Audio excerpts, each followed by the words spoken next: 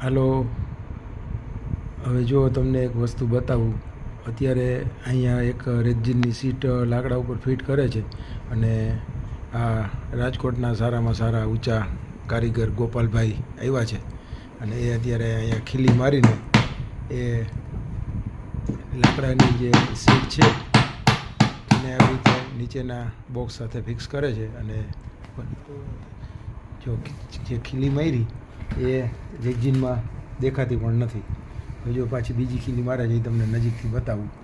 તમે જોઈ શકો છો કે જો આ ખીલી મારી, જો આ ખીલી દેખાય છે. હવે અત્યારે લાકડામાં લાગી જશે, પછી રેક્ઝિનને એવી રીતે પ્રેમથી આમ ઊંચું કરી લેશે એટલે ખીલીનું માથું અંદર વહી જશે.